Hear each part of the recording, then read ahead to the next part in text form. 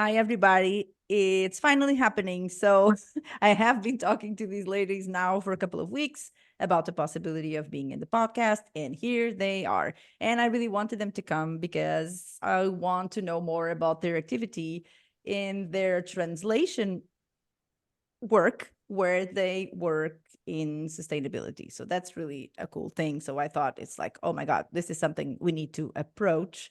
So let's see what they have to say. But before that, I just want to get to know you a little bit better. So we have been talking now for about 15 minutes, but I didn't ask any, serious questions or anything like that. No, I'm not going to ask serious questions ever. But I do want to know how we got to be here. So what happened in the early beginnings so that you became who you are today? So I will start with Daniela, simply because it's in alphabetical order. I guess that's how it's going to go. And Daniela, she's Portuguese. She's from the north, and she's going to tell us how she became a language worker. So how was it when you were a child? Did you enjoy languages? Was that your favorite subject at school? So what happened back there when you were like 10, 11? Hi, everyone. Yes, so I'm Daniela. I'm Portuguese, and yes, I live near Porto, more or less. Yes, I think when I was a child, I have an uncle that used to live in Germany for, I don't know, around 8 or 10 years. And I remember that on the vacations, I was going to his house, and he taught me some words in German, like bread or milk or something, that the numbers, he taught me that in German. Later, I have an older brother. He's 7 years older than me. So he started to learn French, and he used it to talk to me in French because I didn't understand what he was saying. So it was like a joke to me. And I think, I'm not sure, but I think that it started with that, with hearing some German and some French. But I work with English and Spanish, not German and French. Mm-hmm. But I knew that I wanted to do something related with languages. And I also knew that I didn't want to be a teacher. No, didn't want to be a teacher. So I think when I was in the ninth grade or so, I had a subject that called translation techniques, something like that. Mm-hmm. And I was, wow, is that a thing? Mm-hmm. I like that. And it was like, okay, I want to do this for the rest of my life. And that's so romantic. I love it. Is it similar for you, Lisa? We also have Lisa McCarthy. I just love her name. I told her I watch a show. There's a lady called Mrs. McCarthy, and I was so excited that we have a real life lady McCarthy. But I'm not a Mrs. I'm not a Mrs. though. Oops. That's the difference. Oops, that's the only thing in common. That's is the only surname. difference. Okay, so how was it for you, Lisa? Thank you so much for being here. I think my realization, like when the kind of light bulb moment clicked for me to get into translation, was way later. Later. Even though I had an interest in languages when I was young, and I think it all started with my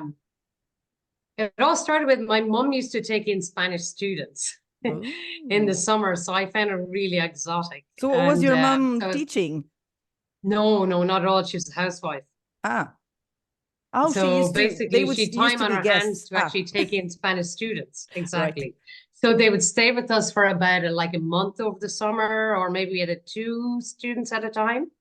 So I loved that when the students came. It was just exciting, just to listen to them and to learn some phrases and expressions from them, usually kind of rude expressions though, as you can imagine. And then, at school, I learned French at school in secondary and German, but I couldn't get a grip with German at all. Also, I had learning Irish. Gaelic was obligatory as well, and didn't like it. I've always heard that it doesn't really work. I'm ashamed to say I didn't like, and I found it extremely difficult. French was much easier, and also I think the way it's taught at that time, I'm sure things have changed, but the way Irish was taught was so dull, so boring, not interactive, and I think it put a lot of people off speaking their own language. I So believe that was a shame. you. So I think really then I studied, then I left, when I left school, I didn't know what to do. I wasn't really, oh yeah, I want to work with languages. I liked them, but I wasn't sure I wanted to, dedicate my career to working with languages in any form. But I kind of didn't know what to do. So I studied, I did a BA. I did a BA and I did an MA then in Spanish. I did a BA in French and Spanish, but then did an MA in Spanish. And at that point, I was like, okay, I don't know what to do, so I'll do this. And I left shortly after that. I still wasn't kind of convinced what I wanted to do. I didn't want to teach. And I just kind of didn't really see a path I wanted to follow. So I just disappeared. I went to London and left for the big city. And you disappeared. And then I felt guilt. I kind of kept up my French and Spanish at night classes and conversation classes, and I said, oh, I can't let it go. But I worked in financial services. I worked for a trade association for the regional press. Didn't use my languages at all, but I did get involved in, I did an editing proofreading course. So that kind of, English language, yes. So I worked a lot on that. Especially for the trade association I worked. Wow. So it wasn't until later in life, until I came to Barcelona, that I actually got into translation. All right. That is surprising, I have to say. Teaching. And that's because they started teaching business English. And then in the companies, they started to ask me to do translate. Oh, you study Spanish. Oh, can you do translations for us? And then I had the light bulb moment. Hey, why didn't I do this ages ago? And then I said, yeah, this is what I want to be doing. And that's when it started. Wow, I love it. That is unusual, I'd say, for most people that I know. Late to the game. Not necessarily that, but the way it happens. So then we have our lovely, I will not say the name. I have been practicing for the last 10 minutes, but I can't do it. It's just, okay. So I would love to present our third guest by saying her name, but it's really not possible. This is why I thought she was Dutch, and she's not Dutch, right? But she's from Dutch heritage, but she's not Dutch, and I thought she was Dutch because I thought that's where the name came from. So Dutch passport. Right, see, I knew all of that was there somewhere. But in this case, you will have to be the one to pronounce your name and everything else, and just tell us how languages came into your life. So my name is Marjolein. Marjolein Thickett. The most strange Dutch-English combination ever, because I married a very Yorkshire British man. So I spent a lot of my life saying I wouldn't become a translator. I don't know. I think it's that natural path for someone. So I grew up bilingually with a Dutch mother, English father.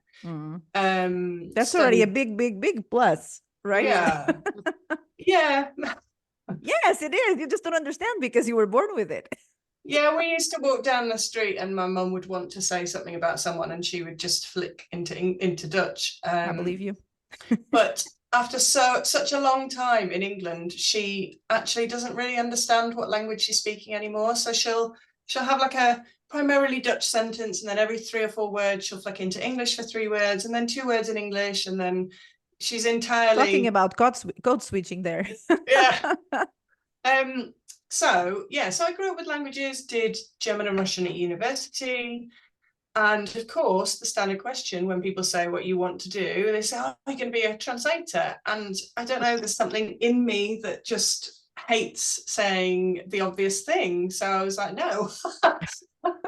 So I ended up living away abroad for about 2 or 3 years, ended up teaching English as a foreign language.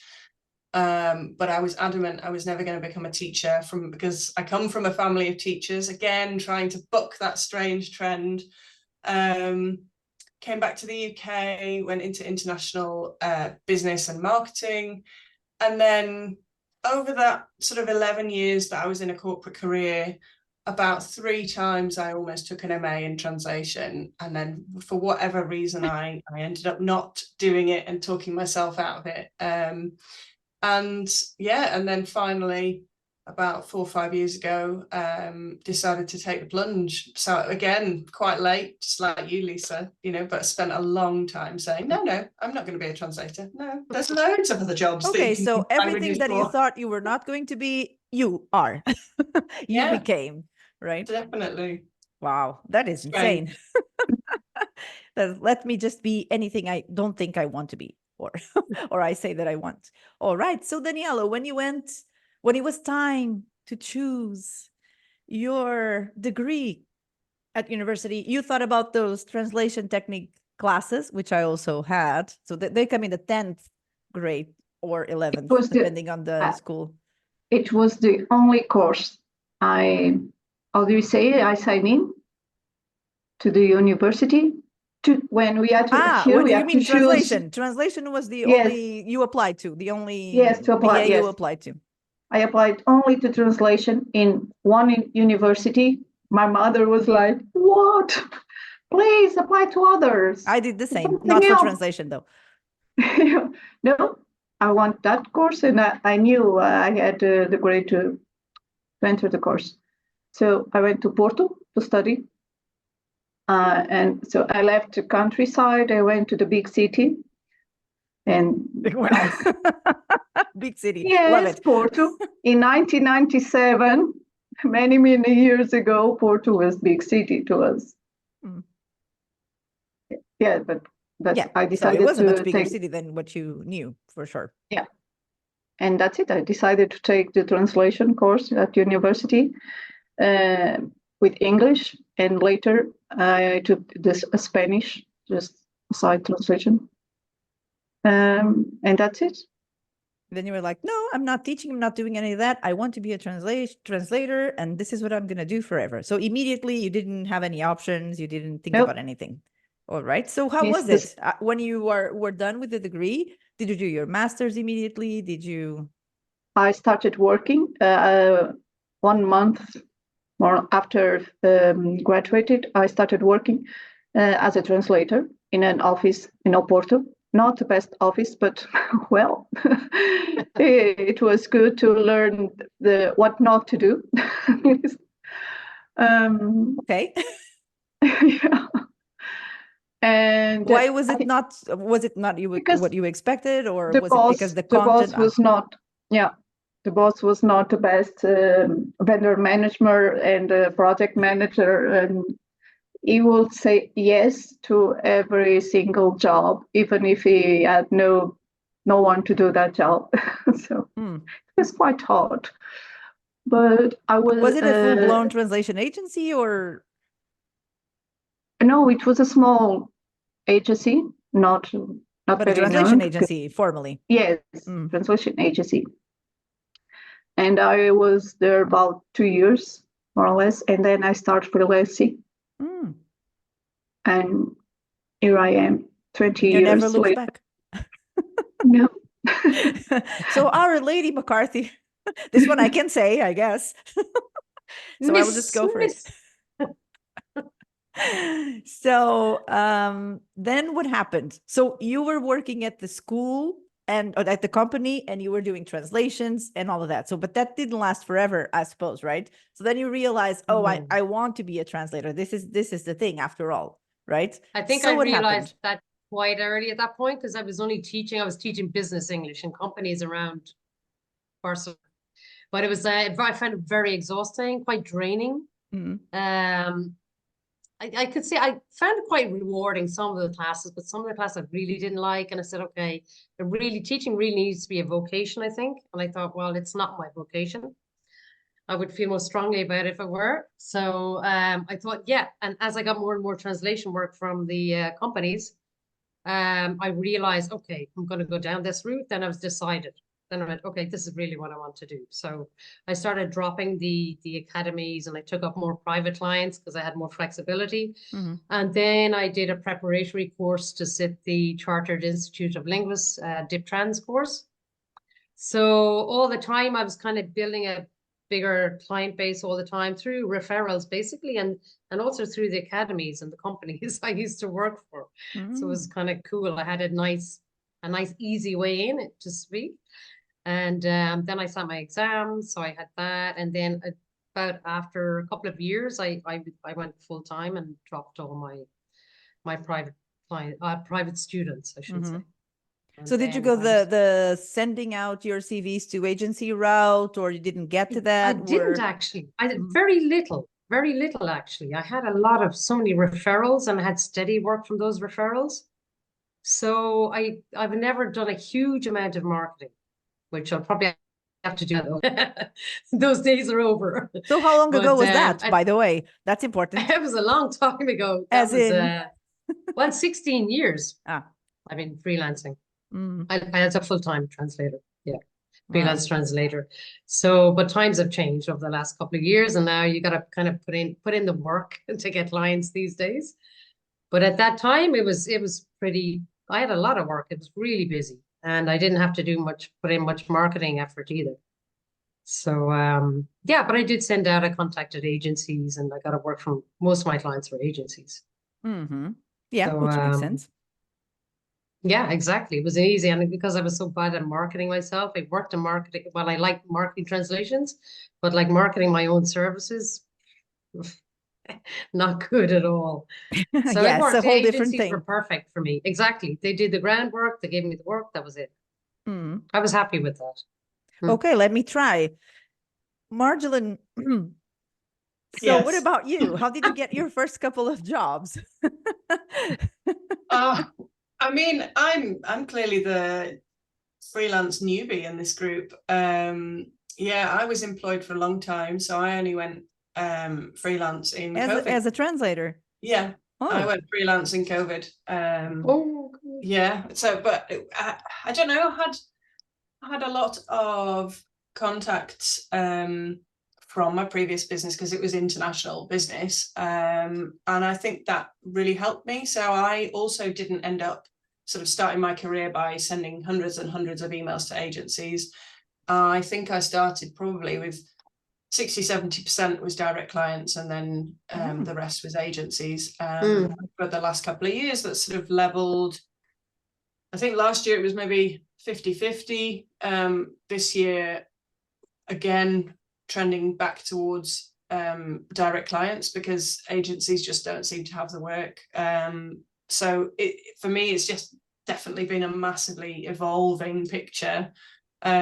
Because I think I joined during a strange time in COVID, and now we're in a strange time. So it feels like I only ever had sort of 1 year of consistent, stable, know what's coming at me. And you do know what's coming at you. Well, congratulations. Yeah, fill us in, please. Exactly. No, that was last year. That's old news. Yeah, that's old news. This is a brand new world. Yeah, I guess now Certainly every single day, right? Yeah. That's how it goes. I don't know. Sometimes I think that actually it's similar to last year. If I look at my figures, things haven't changed particularly, but I know that I'm having to work harder for it. Whereas last couple of years, it's just sort of pitter-patter dripped in, and I've not had to work for it, like Lisa says. And this year it feels, I don't know whether it's blood, sweat and tears or if it's actually like marketing is working. Yeah.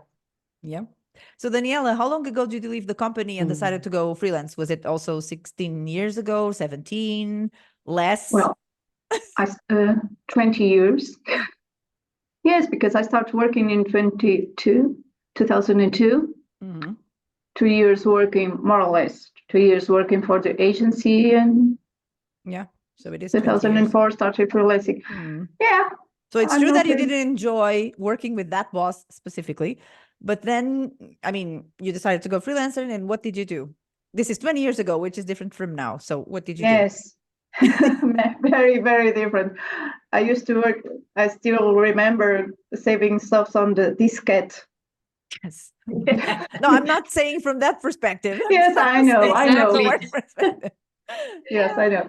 Well, I was working at the agency, but I was also, I started to search for clients outside the agency, of course, to have my portfolio. And when I saw that, okay, I think I can manage myself working for those outside clients, I left the agency, the office. you know, as many other fellow translators, this is a roller coaster. Some years are better, some years not so good, but I think I've managed to keep things balanced. And even now, this year, the past years have been, I think, my best years. Not just for the wage, the figures, but also, I don't know, I think the power of saying no to projects that we don't like, or we don't have the time, or it's not my field of expertise or something. That's something that usually we don't do when we are starting. When we are starting as a freelancer, we say yes to everything that comes up, right? Because we are scared of losing client or losing money.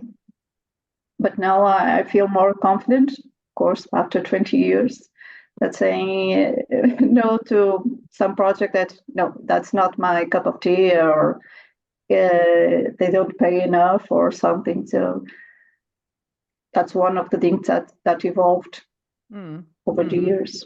So talking about evolving, I would say that when you started, you didn't work in any materials that had to do with sustainability, because it's not something that people used to talk about on a regular basis. So when did that come into your life? How did it happen? And what is it? What does it translate into when we think about sustainability in translation, right? So what is it? What kind of clients, what kind of texts, what kind of thing is it for you? Yes, I think it has to do with several things. That, for instance, my background, because I live in the countryside, and things where everything is more nature around me, and the products are more sustainable, and I was educated to protect things and to take care of my clothes so they would last, for instance. And then we started to hear more and more often about sustainability, also wellness and things like that. And I realized that it is indeed an area where I feel comfortable, because that's how I try to live my life. I try to have a sustainable life as much as possible. I know everyone could do much more, but if that's a thing that I do on a daily basis, why not use that to work? I have to confess that when I see some I see some brands, clothing brands or so, saying that now they use sustainable products, organic, the greenwashing thing, right? Yes, I can't help myself thinking, is this 100% true, or is it greenwashing? But I don't know how, and I can ask my fellow colleagues, what do you feel about this? Do you think that when we are translating something about sustainability, mainly about the fabrics, for instance, do you think the client, the brand, is being honest, or is it greenwashing? Yeah, Lady McCarthy, if you have an opinion. Yeah, I think that kind of brings me out. I think there's certainly a huge amount of greenwashing going on. I mean, there really is. But if you dig a little bit deeper into these companies, you can see sometimes it's obvious it's greenwashing, and sometimes you don't know, you can't tell. But there is a new now I can't remember what the site is, but there's Marjolein, you might know what it is.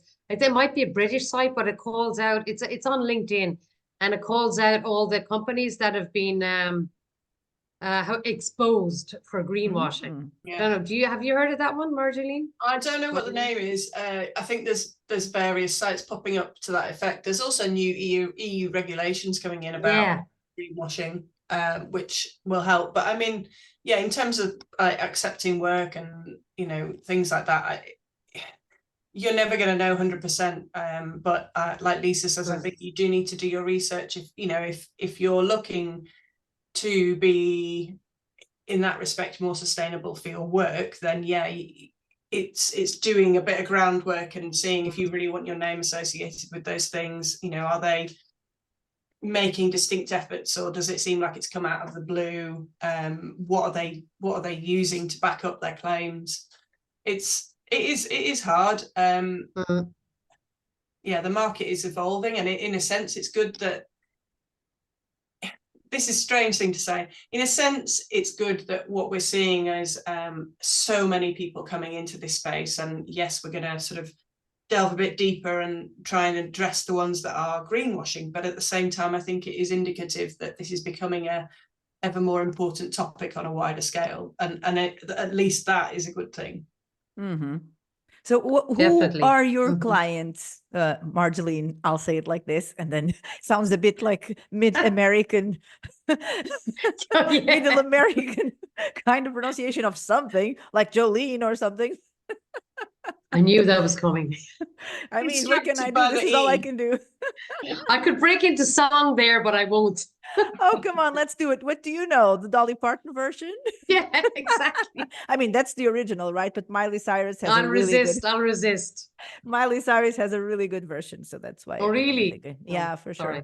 I'll check it out later. She made it popular for the younger generation. But anyway, it's a Dolly Parton song. It's clear. Yeah. I think it's from 1976, I'm almost sure. And everybody also, I'll Always Love You, sang by Whitney Houston in The Bodyguard, is also a song by Dolly Parton. So this is nothing to do with sustainability, but with Marjolein's name, that I'll now adopt the Jolene style and use. You know what's ridiculous? It's not even E. It's A. Sorry. Exactly, Jolene. I'll start practicing once we're done with the podcast. Okay. Oh, is that okay? So Lady M. Oh, yes. So I mean, talking about clients in abstract terms, obviously, unless there's huge brands that one can always mention, because they don't really represent they represent an entity and not a company almost, right? But are there specific brands that you do consistent work for, that you have been working with for a longer period, that you really believe that they're doing a good job? Or are your companies smaller companies that are trying to, make their way into getting well known? What kind of brands or materials and sizes of clients? Who are the clients for sustainability translations?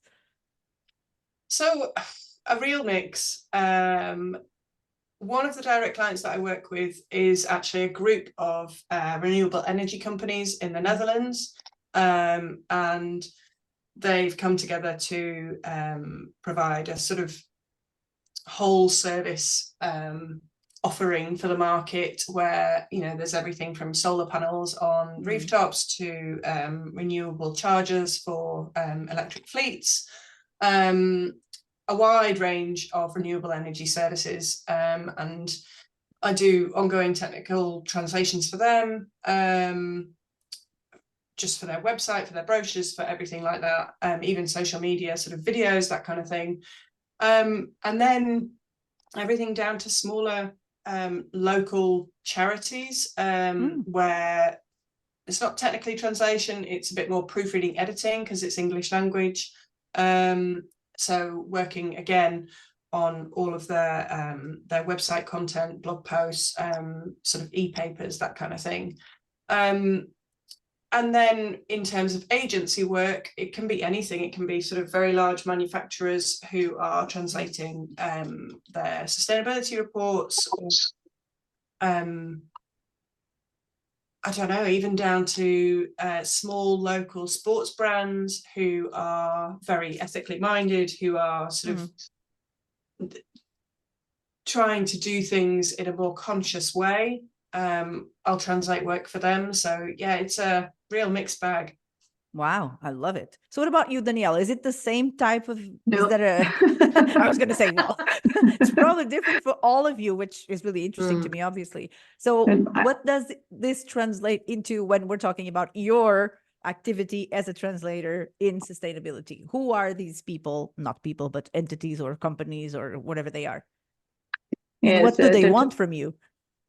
Yes, well, I have one direct client that that is more in that field of the sustainable energies.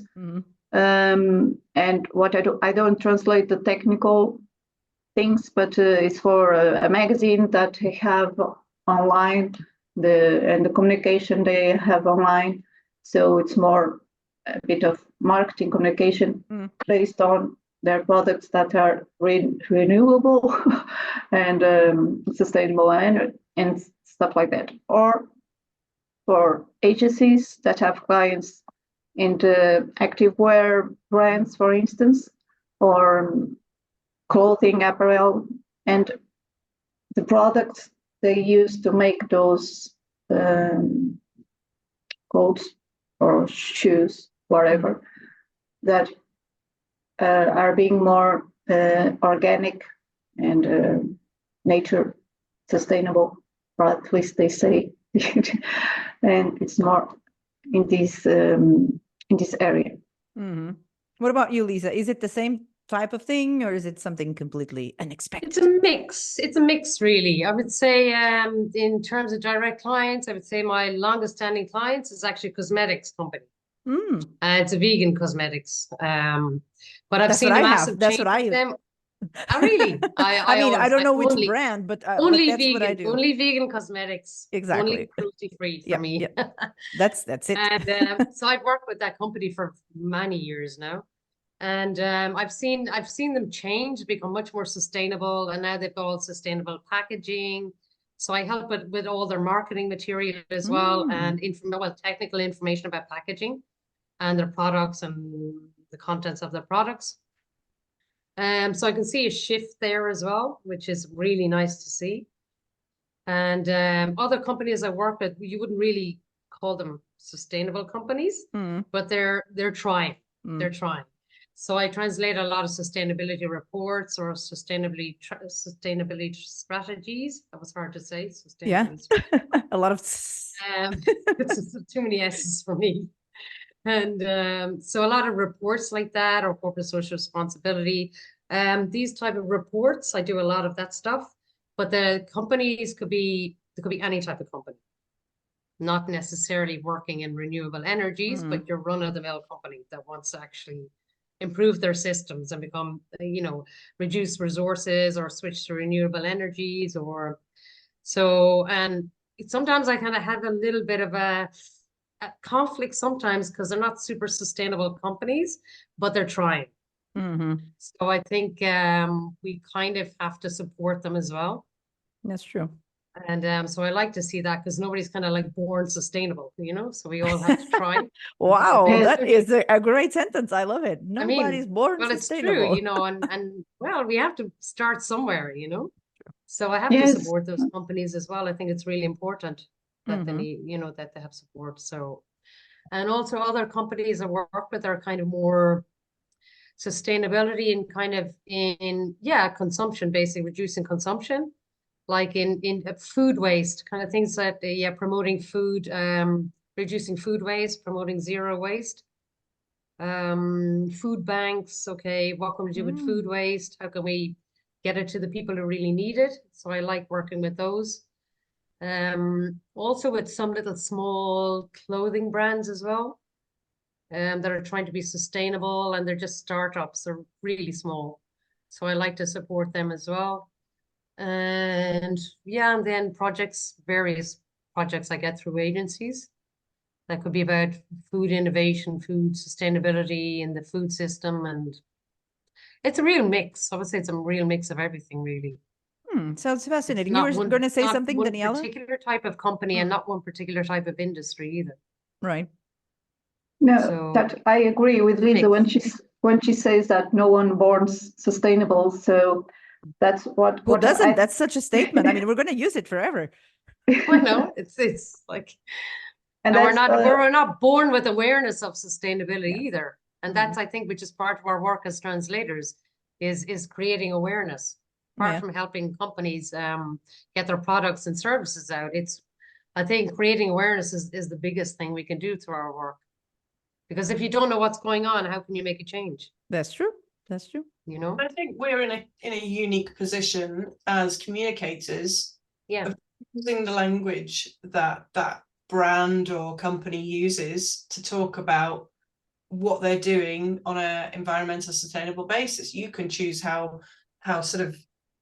much you appeal to certain areas of their nature, how you know, if there is greenwashing, you can choose which side you stand on it. You can choose to sort of say, well, I'm not going to do it at all, or you can choose to try and educate your client and work with them and help them understand the problem.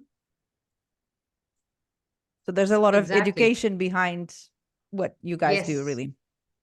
Yeah, definitely. There's no point kind of refusing to do something without explaining why you refuse to do something.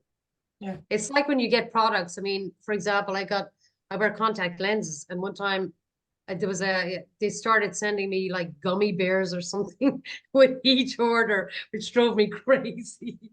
So I contacted them. I just told them, sorry, I'm not going to buy your contact lenses anymore because I really don't want to receive these plastic bags of gummy bears. It's so unsustainable. Wow. But I don't think they cared. But I think it's better to, like, even working, translating for a company, if you don't feel comfortable with taking on the project, I think it's important, instead of saying just no, like, explain why you're not taking it on. Mm-hmm. I think it's better. And that's all part of educating clients and companies, but to explain it, not just say outright, no, I'm not doing it. Yeah. You know, I think it's part of the education. Really. So what would be your dream, let's say, client / project in this area? Is it to work specifically for an area that you've never worked for? Is it to just receive a big, amazing project from, you know, some of the companies that are famous for their sustainability policies? Is it because you think that there's a clothing brand that you would love to help spread the word and it hasn't come your way? So is there something that you would love to do in this area and you think you could really bring all of your chops in order to help this client spread the word and, you know, in a really effectively talk to their public and all of that? So Daniela, is there anything that comes to mind? You're like, oh, I'd love, like a lot of people tell me, I'd love to translate children's books, things like that. That is also, I think, part of education, right? So you've done that. I've done Been that. there, done that. In the sustainability area, maybe not. Maybe not. Yeah, that's a thought. Why not? Okay, I'll take note. Actually, no, I can't remember a big name, a big brand that I would like to work with. But I'd say the Patagonias and the Colombias and, you know, all those, I don't know, maybe just thinking about the apparel realm of things or something like that. I don't know. But this is someone who's never thought about it too much from that perspective. So you throw out names of things that you know. Let's ask Lisa and Marjolein, what? We're all having I'm not trouble. so sure either. I can't think of like particular companies. No, but I mean types of projects even. Like, yeah, I'd love to translate into the, you know, well, renewable. I think I would like to work more in the area of sustainable food systems. To be honest, I think that's an area I'm very interested in, and get more involved in renewable energies. I'd like to get into the more techie side of things. I did a really interesting course on translating for the renewable energy sector last year, which was actually really interesting. So I'd like to do more CPD in that area. So that I'm quite interested in sustainable food systems as well. So probably those areas. But no particular company comes to mind at the moment that I'd like to specifically work for. Do you guys have trouble finding, let's say, references when you're specifically translating, right? Especially for that more technical side of things. Is it easy? Is it out there and it's just a matter of knowing how to find it? Are there glossaries? Can you buy them? Do you know of people who have them? Or how does that work? Do you have a lot of trouble looking for all the materials that you need in order to complete your projects? Or is it something that is, you know, the terminology is spread out and it's out there and you don't have to worry too much? I think I don't know any. I'm still not familiar with specific glossaries or dictionaries. So I just research. So it's kind of like picking it up from everywhere, you know? And I also create my own glossaries as I go along. When I'm working on projects, I create my own glossaries. or term basis. So, but I should really track down more specific, like one-stop shop for all the for all the terminology I might need. Maybe it's an idea Marjolein for a might project. have more info on that. Let's see if she has a dream client or project first, and then if she has a stash Some tips. of things. Exactly. Yeah, a dream client. I mean, I don't know specifically. I think it would be in two areas. Like, I think for me, in terms of passion project, I'm still really interested, always have been, animals, biodiversity, that kind of thing. I think I would have to do a lot more. I don't know. I've always been interested in that area, but I've never made it a target to work on. So, you know, as much as I would jump at the chance to work on something like that, it's not something that I actively promote. Most of my stuff is sports and sustainability. And biodiversity, although it sort of falls under the sustainability umbrella, I'm not sure I'd be like your marine scientist translator or anything like that. But yeah, that would be like a, I don't know, sort of pie in the sky type project. In terms of something right now, I don't know. I'm really enjoying all the work that I'm doing in terms of carbon literacy. I think that's a really key education piece. I suppose in an ideal world, it would have been created in German or Dutch or something, and then I could have translated it into English. That's not the way it's gone. Yeah. But yeah, that kind of area, the education piece, the sort of how to best appeal to the general public's interests and focus to try and communicate the climate crisis better. That for me is it's all about that, is finding out what is going to create that tide of change that we need to see. In terms of reference material, I have like saved links for little like dictionaries, online dictionaries for various sites. Yeah. There's something, I'm just bringing it up, there's something called the Connectivity Hub, which is a tool to help users find relevant knowledge and organizations working on climate change adaptation and disaster risk reduction issues. So there are glossaries and sort of things like that out there. But yeah, it's I have even my favorites tab is organized into various segments. Yes, I believe you. So before we go, I'd like to have from each one of you ladies maybe a tip in your personal life, nothing to do with translation. Well, everything to do with translation. Like I say, when does it stop? When does it, right? Because we're always rolling. I mean, we're always doing something about it. When we work in languages, that's the way it goes. I mean, anything you watch, anything you see is potentially something you're going to need for work. That's the way I see it, right? So it's never like what is my dream job is to not even realize when I'm there and not. That's the ideal situation for me. So, but I think in our type of job, because it's so people oriented, it's so communication oriented, then that's how it goes, right? We're always on, right? We're watching a movie, we're working, don't want to watch movies with me or series, please. It's terrible. I wouldn't advise it to anyone. So just one, right? So not to put too much pressure, just one tip for, being more sustainable as people working from home, freelancers, people who work from home. What can they do to do their little bit, just one little tip to anyone listening who's working from home and is like, oh, I wonder what that translates into, like being a bit more sustainable, right? From a more personal level. So Daniela. Just one. Just one or not? Exactly. That's tricky. She's like, let me check my list. I remember, I think it was last year or already 2 years ago. I don't know. Marjolein had Instagram. It's not a constant. You share a few tips on Instagram, and then I share my tips also. Things that we do at home to be more sustainable.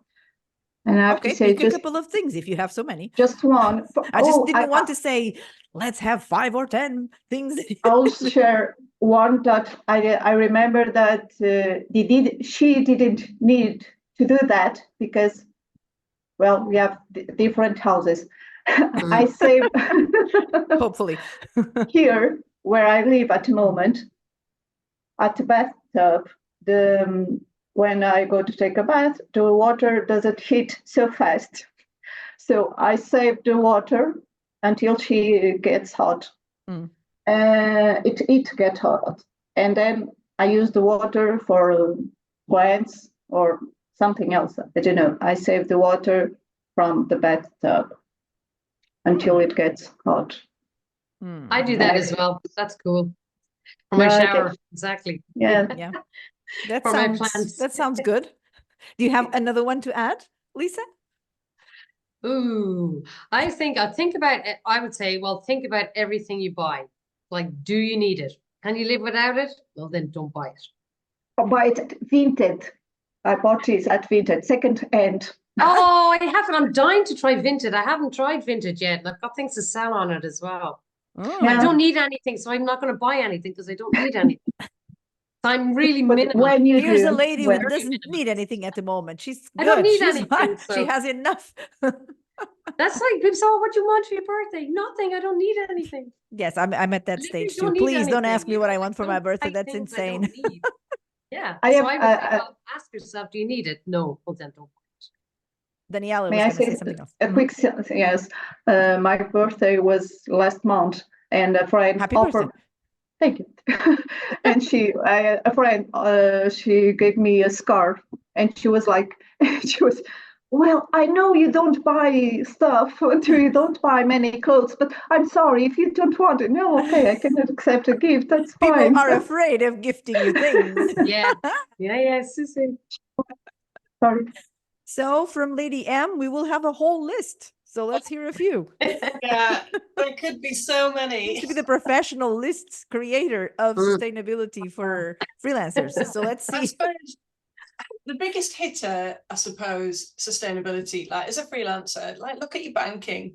Your company has a unique ability to not just do good for you, but your entire country, your area, because who you bank with influences what decisions are made by your governments, because obviously banks support fossil fuel activities, they support all sorts of other things that you probably don't want to be associated with. So in the UK, I'd say check out the website bank.green, and you can find a list of all the banking main bankers, banks. Bankers. Yeah, no, it's not that. They're not listed, right? Don't go down that route. That's a bit something that rhymes with. Yes, Lisa. Okay, move on swiftly. Yes. So that was a huge one, right? I'm like, whoa. Yeah, so that's, I don't know, that is like the main one, but yeah, there's so many.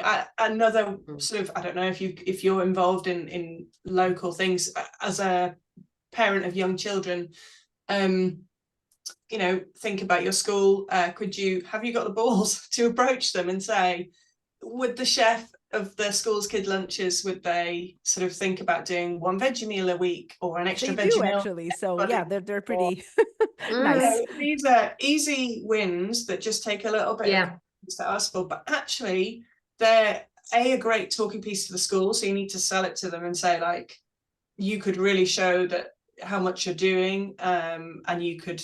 It's a real education piece for the kids, but it also then, because kids talk to their families, you're reaching a massively wide community of people.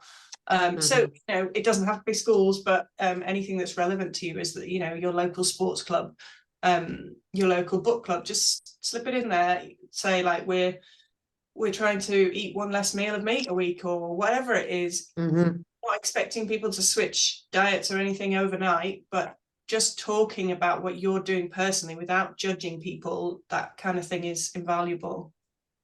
Yeah, I don't know. Sounds great.